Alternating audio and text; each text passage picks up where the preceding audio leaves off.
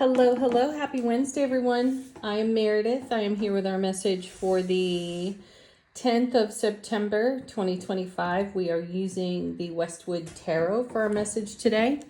We have the sun in Virgo. The moon is in Aries, though it's moving into Taurus later this afternoon. And then, of course, we have our retrogrades going on still. Some of those are going to start to shift in October and November. And we have another eclipse coming up. More on that in a different reading. All right. Energy atmosphere. What's on offer to us today? Our first card out is... seriously? The 10 of Cups. 2 days in a row. Wow. When does that happen, people? So what a great message. Fulfillment. Of course, all 10s indicate fulfillment. And this is the Ace of Cups to the power of 10. So loads of love, bliss, joy, and happiness. What are we doing with it? 2 days in a row. And in yesterday's reading, we were having some good perspective of then and now. I think we had the sun and judgment, and some energies were being resurrected in the brilliant clarity of the sun, if I recall correctly, in yesterday's reading. So we kicked off with the 10 of Cups, and the sun was second, and I think judgment was third. Anyway, we're starting out with the 10 again. Where are we headed in this fulfillment? Right into the moon. Nice. So yesterday was the sun, today is the moon. The moon is borrowed light of the sun, and it gives us a fresh perspective and inspires us more deeply into our intuition. So we're on an intuitive journey through the day in our 10 of Cups. Where's this taking us? Right into the 9 of Pentacles. If ever there's a self-relationship card in tarot, this is it. Because this is the self-made card. You know, this is the self-made individual. It's having more than enough to spare and share in any aspect of our lives, though we've attained this level of ability to share whatever we can spare, probably a lot more. We've attained this because of our own journey, the dedication to self-relationship, the dedication to our wholeness and recognition that we are so much more than what we've been told, right? And you discover that along the way just naturally in life. So powerhouse of a card in the center of the reading. So we're deep in self-relationship, perfect. Celebrating all the gifts of our 10 of Cups and having a completely different intuitive perspective. And I like that because this is fresh energy. And I think that feel, sense, perceive that the eclipse energy is really stirring the pot for so many of us in a variety of ways. And it's forcing us all really back to heart center. Not that we need to be forced there yet. We do meet our own resistance. We do meet our own programming, and we have a tendency to fall into old behaviors. And that's what yesterday's reading was talking about. And we've been on about up-leveling, shifting frequency for all of that for a long period of life experience. So this feels like yet another congratulations style reading. Next set, 3 cards. First is strength. Yeah. I think this was also in yesterday's reading. Or it was represented in some other way. We have the courage within our vulnerability to take leaps of faith. And oftentimes right before a leap of faith, we feel vulnerable. We feel exposed. We're not sure. Do I have the self-mastery to do this? And the answer is almost always yes. It's whether or not we let our egos talk us out of it. And I think that those days are very numbered. We're going forward we're going onward. We're going expansively into the unknown, and we feel good about it. Didn't we have that in Angel Answers yesterday too? Trust the unknown. We're doing it. And then we have 10 of Swords, another fulfillment card. And don't take old traditional definitions of this card, you know, where you're just pinned down by 10 swords. You're not. That's the Ace of Swords to the power of 10. Now paired with the Strength card. And what is the meaning of the Ace of Swords? Brilliant clarity, everlasting strength. So that's a double dose of strength to do whatever we're doing next. I have the sense that we're all doing something we didn't know we could do. We had the ability, we just lacked some faith in ourselves to get whatever it is done, or to embark on this leg of the journey fully realized in our strengths and our gifts and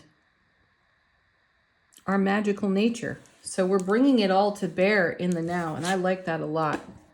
Keep going. Seven of Swords. There's the card of sabotage. And so remember, self-sabotage. Remember that all sevens in tarot represent the number 7, heaven touching earth. Okay? So in the Seven of Swords, this card is nicknamed the Thief. And we're not stealing, we're not robbing ourselves of our own joy. Clearly, 2 days in a row, love, bliss, joy, happiness, overflowing. So we're seeing where we have sacrificed to our own detriment previously. You know, last week, I think we saw the Three of Swords with the Devil. And there's a combo, an extremely potent combo, which we talked about last week, that can create a scenario where the Seven of Swords shows us where we pull the rug out from underneath our own feet by not trusting our ability. Even when we're taking a leap into the unknown, we have to recall that we've reached a level of self-mastery, and that's what the Ten of Swords is all about. So we're engaging our self-mastery. We're overcoming experiences of self-doubt, which becomes sabotage, and we're moving onward regardless of that. We're feeling some of the tentativeness, the trepidation, and we're doing whatever it is anyway. Oh, seriously. Look, see, there it is. That ace just takes the sting right out of that 7. Very cool, because if you add the ace to the 7, you get the 8 of Swords there. And what's that but freeing oneself, liberating oneself from an old trap.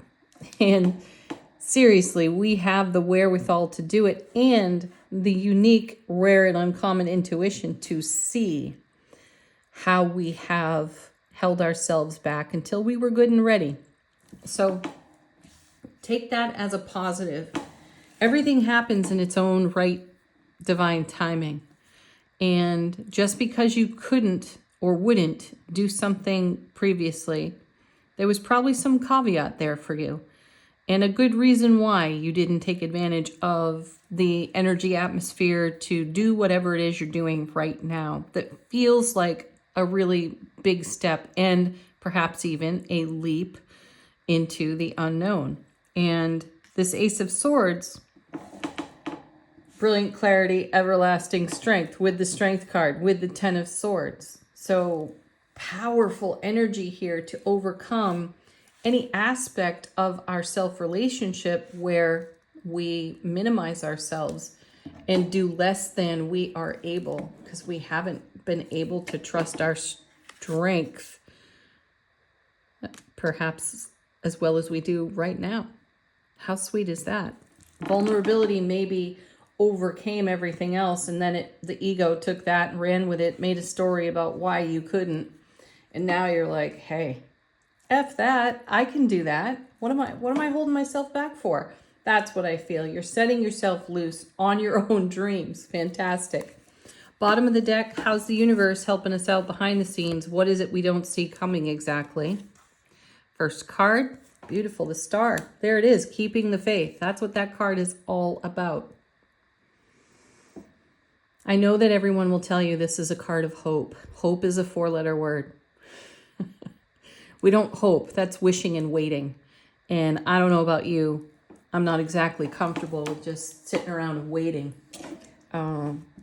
Keeping the faith, though, is active, and it is participatory, and that's you working in harmony with the divine, all that is. So keep the faith for all of that. And I think we have this so much more now than ever because we've taken a few tentative steps. We've taken a few leaps of faith.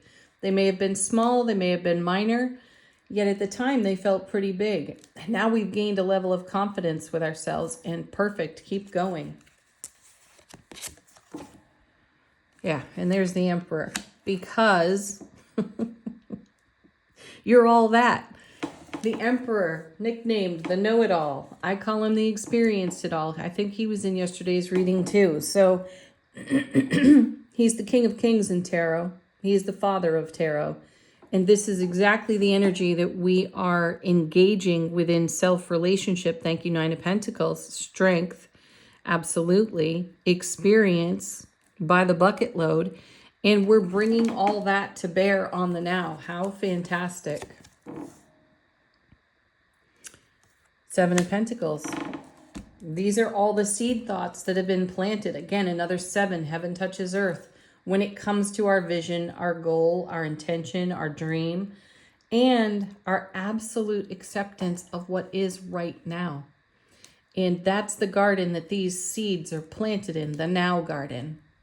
So consider where you are in your inner dialogue, in your self-relationship. Are you nurturing all of this? Are you keeping the faith for your seed thoughts? I'd say yes, because there's the 10 of Pentacles, because you're creating a legacy of happiness. Keep doing what you're doing. Absolutely keep doing what you're doing. It's fabulous. And then we have the 5 of Cups. Perfect card here. Number of change. This is in the Suit of Cups. This is the emotional realm. And we're going to be in our feels over the change that's evolving in the now garden. Which is great. The 5 of Cups is a card that gives us an opportunity to have reverence, appreciation, and gratitude. This is not necessarily a card of sorrow or loss. It's a choice where we have decided to accept change, to feel differently about our circumstances and do something much more potent and powerful, Emperor, with our circumstances. So we're having some reverence and gratitude for everything that has come to pass. We're taking a pause to have a moment of true honor for the journey into now. All right. Angel Answers. Put a question to the deck if you have one. Let it confirm the reading or be a fresh message. First card coming out is trust. Yes. Trust yourself to know that you are ready for all this fabulous. Oh, perfect confirmation. Everything happens in its own divine timing. Perfect timing out of Angel Answers for me is divine timing. No clocks, no calendars. You are in harmony with the now. Stay with it, folks. And then we have our emphatic yes. Woohoo. One more. Oh, cool. And our sweet, soft, intuitive, simple yes. Yes. That's the yes that whispers to you.